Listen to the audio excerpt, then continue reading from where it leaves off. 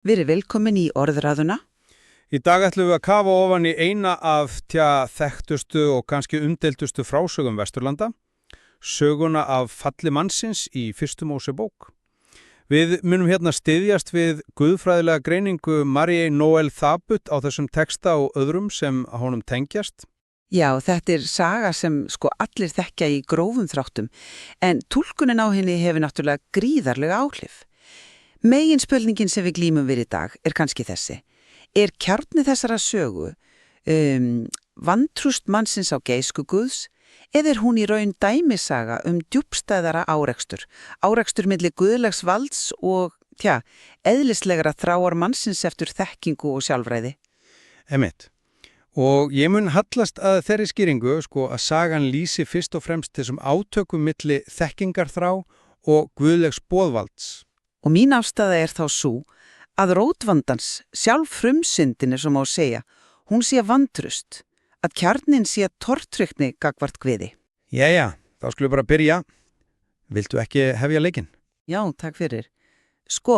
Mín sýn á þetta sú að við verðum að byrja því að viðurkenna hvað þessi texti Þetta ekki, sagnfræði eða heimildarmynd fyrstu mennina.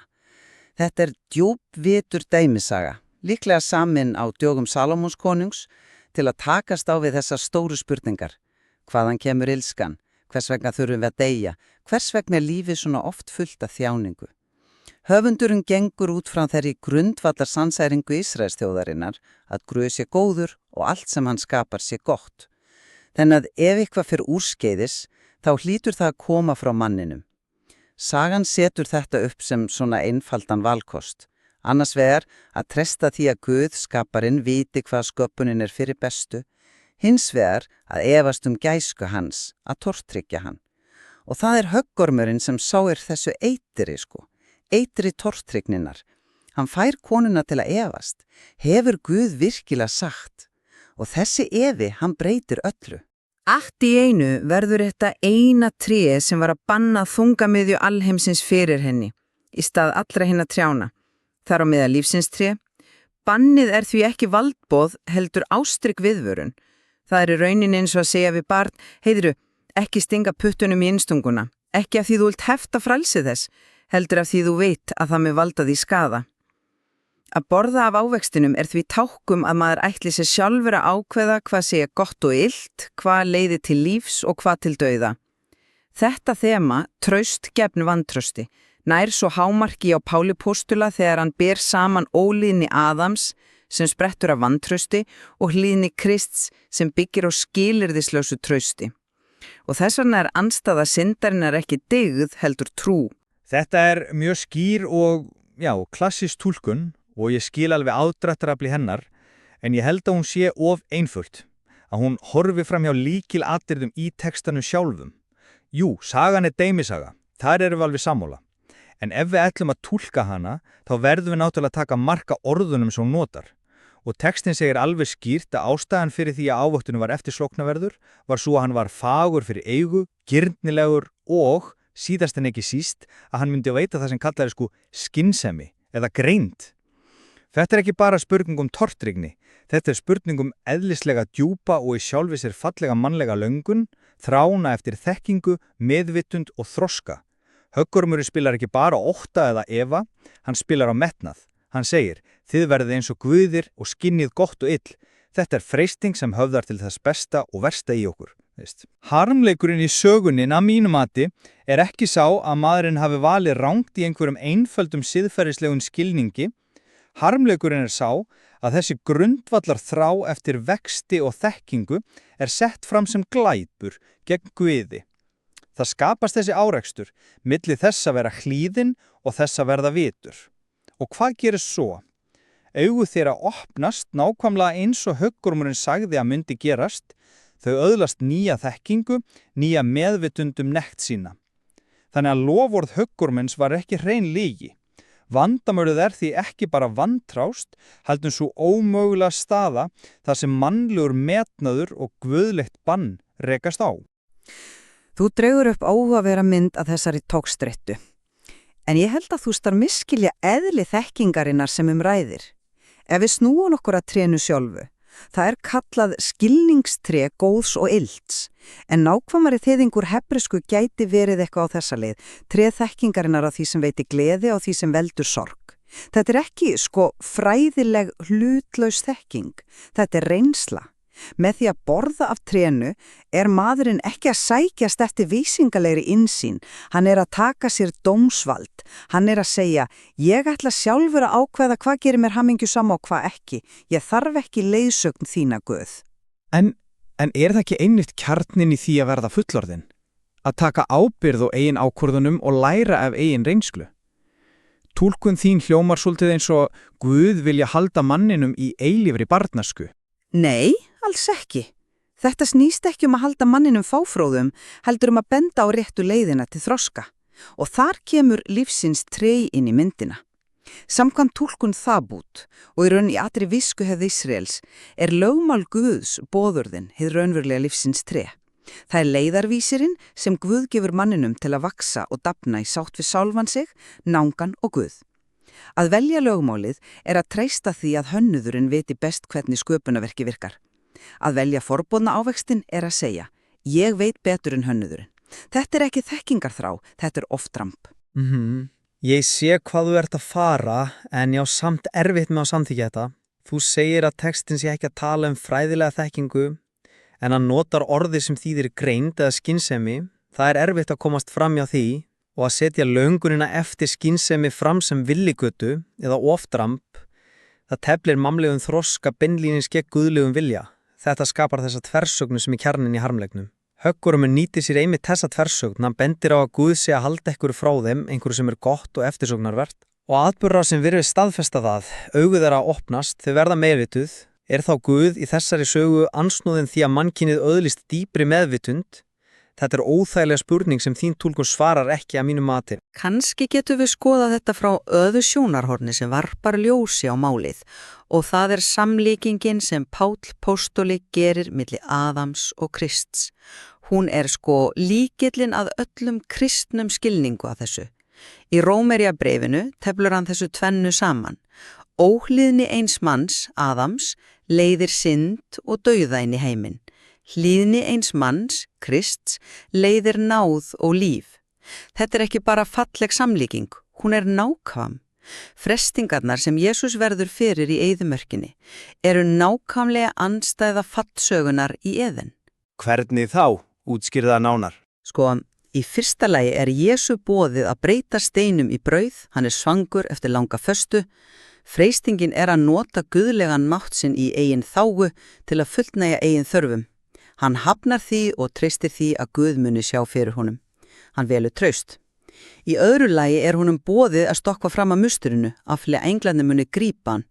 Þetta er freistingin til að reyna á Guð, að krefja sönnunar fyrir umhyggju hans. Það er hákjumtur vantross. Hann hafnar því og velur traust. Og í þriðja lagi er honum boðið allt vald og vegsemd heimsins ef hann fellur fram fyrir djöllunum. Hann hafnar veraldlegu valdi og velur að þjóna Guði einum. Í öllum þremur tilvikum er kjarnin sami. Jesús hafnar því að taka málin í sínar eigin hendur. Hann hafnar því að grípa til valds sem byggir á vantrausti og sjálfsbergja viðleitni. Hann velur að treysta á orð Guðs. Þetta er nákvæmlega andstæðan við Adam sem valdi að treysta ekki orði Guðs og tók málin í sínar hendur. Þetta er mjög sterk röksemdafersla, en ég held þú sért að einfalda eðli frestningarnan í eyðimörkinni. Ég held að þær styðja í raun mína túlkum betur. Þú segir að djöfullinn bjóði Jesú eitthvað sem hann á ekki að fá. En ef við skoðum þetta nánar, hvað er hann að bjóðunum? Hann bjóðunum brauð, vernd og konungskríki. Þetta eru allt hlutir sem gýðingar trúðu að Messías myndi færa heiminum. Þetta eru raun loforð Guðs til Messíasar. Hvað átt við? Hvernig geta það verið freisting að bjóða honum það sem honum var lofað? Af því að freistingin liggur ekki í hvað er boðið, heldur í hvernig.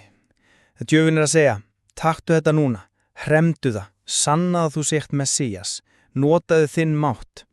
Freistingin er að grípa til sín það sem Guð ætlaði að gefa honum á sínum tíma og sinn hátt. Þetta er hvatning til að afreka frelsunina í stað þess að þiggja hana sem gjöf. Og þetta endurspeglar nákvæmlega val Adams og Evu. Þau vildu ekki bíða eftir að þroskast í visku í samfélagi við Guð.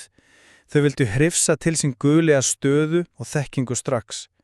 Vandamálið er því ekki bara skortur að treysti, heldur þess að djúpstaða mannlega hneigð til að vilja stjórna, afreka og taka í staðan þess að þykja, treysta og vera þakklátur. Þetta er þráin eftir sjálffræði sem rekur okkur áfram til góðs eða ills. Þetta er mjög áhugaverð nálgun að greina á milli þess að hremma og þykja. En ég held að þetta styðji samt mína grundvallarhugmynd. Því hvað er það að þykja ef ekki fullkomin birtingarmynd trausts? Að þykja gjöf þýðir að þú treystir gjafaranum. En látum það liggja milli hluta í bili. Þessi hugmynd þínum að þykja og hremma, hún tengist beint inn í skilning okkar á lögmálinu sem við ræddum áðan. Já, segðu mér meira. Í túlkun Þrebuð og víðar er lögmál Guðs ekki sett fram sem byrði eða þvingun. Það er gjöf. Það er leiðarvísir að lífinu, rétt eins og lífsins tré. Að fylgja boðorðunum er að þykja þessa gjöf, að treysta því að þessi lífsleiðsögn sé manninum fyrir bestu. Að brjóta lögmálið, að velja forboðna ávextin, er að reyna að búa til sína eigin leið til hamingjunar í vantrásti á þá leið sem Guð hefur markað. Þannig að aftur erum við komin að kjarnanum. Traust eða vantraust. Treysti ég því að lögmál Guð sé mér til lífs eða held ég að ég viti betur? Já, ég sé rökfræðina, en þetta er ofrosræð mynd af lögmálinu. Hún er ekki alveg í samræmi við það sem Páll postuli segir annars staðar. Hann bendir einmitt á tvíegg eðli lögmálsins. Hvað meinar þú með tvíegg eðli? Páll segir sjálfur í Rómverjabréfinu, og þetta er alveg magnaður texti, að syndin hafi vissulega verið í heiminum áður en Móse fekk lögmálið á Sínaí fjalli. En, og hér er lykilatriðið, hún var ekki tilreiknuð sem afbrott. Hann segir orðrétt, þar sem ekkert lögmál er, þar er hitt tilreiknað afbrott. Þetta er sprengja. Þetta gefur í skyn að lögmálið sjálft með því að setja skýrt og afdráttarlaust bann, þú skalt ekki, skapi raun og veru formlegan flokk afbrotts. Það gerir syndina sýnilega og mælanlega. Þetta vekur upp óþægilegustu spurningun af öllum. Hefði það verið sinnsamlegt að borða ávöxtin ef ekkert bann hefði verið tilstaðar? Þetta flækir hugmyndinu lögmálið sem eingöngu lífgjöf. Það er líka það sem gerir óhlýðni mögulegra. Það skapar því skilyrði fyrir fordæmingu leið og það vísar veginn til lífs. Og aftur erum við komin að þessari togstreitu milli ytra valds, bannsins og innri hvatar, löngunarinnar. Lögmálið gerir þá togstreitu bara enn skarpari. Þú drefur frá mikilvæga guðfræðilega spennu þarna, en ég held að það breyti ekki grundvallarhugmyndinni. Þótt lögmálið gerir syndina sýnilega, þá er valið ennþá hjá manninum. Læknir sem greinir sjúkdóm er ekki orsök sjúkdómsins. Hann er sá sem gerir meðferð mögulega. Lögmálið greinir sjúkdóminn, sem er vantraustið, og bendir á lækninguna sem er að treysta Guði. Eða þá að lögmálið sé eins og að segja við ekkun, hvað sem þú gerir, ekki hugsa bleikan fíl. Það skapar einmitt þá freistni sem það á að koma í veg fyrir, en látum það vera. Við erum greinilega ekki að fara að ná fullu samkomulagi hér. Nei, líklega ekki. En til að draga þetta saman frá mínum bæjardýrum séð, þá er alveg ljóst að þessar frásagnir, bæði úr fyrstu Mósebók og Guðspjöllunum, eru djúp og tímalaus hugleiðun mannlegt eðli. Mín niðurstaða er samt svo að þær benda á eitt. Raunverulegt líf og sönn hamingja finnast ekki í því að sækjast eftir valdi eða þekkingu á eigin forsendum. Það finnst í sambandi við skaparan sem byggir á trausti. Valið sem við stöndum frammi fyrir daglega, í stóru og smá, er í grunninn alltaf það sama og Adam og Kristur stóðu frammi fyrir. Veljum við veg Adams sem einkennist af tortryggni og þeirri hugmynd að við vitum best, eða veljum við veg Krists sem byggir á trú, auðmjúkt og því að tekja lífið sem gjöf. Og mín niðurstaða er þá önnur.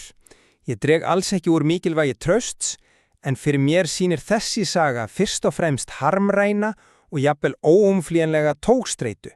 Tógstreitu milli guðlast forræðis og eðlislægrar og já, jafnvel aðnánarverðar að þrá mannsins eftir sjálfræði, þekkingu og vaksti. Harmleikurinn er ekki bara sá að rangt hafi verið valið, heldur að heimurinn í sögun er þannig uppbyggdur að þessum grundvallar fötum mannsins er teflt gegn vilja Guðs. Þetta er spurning eðli þess alheims sem sagan lýsir, ekki bara siðferðislegt brest í fari mannsins. Þetta er ekki bara saga slæma ákvörðun, heldur erfiðar aðstæður. Við getum þó verið sammála að þessi textar eru ótrúlega marglaga og flóknir. Það er engin einfellt lausn eða túlkun sem nær utanum þá að fullu. Nákvæmlega. Og það að skoða þá frá svona ólíkum sjónarhornum, eins og við höfum reynt að gera hér, auðugar vonandi skilning okkar allra á þessum sögum. Það er halda áfram að hafa áhrif á menningu okkar og vekja upp djúpar spurningar það að þýðir að vera manneskja og hvert samband okkar við hið guðlega eða ætti að vera, og það er tilefni til frekari íhuguna fyrir okkar öll.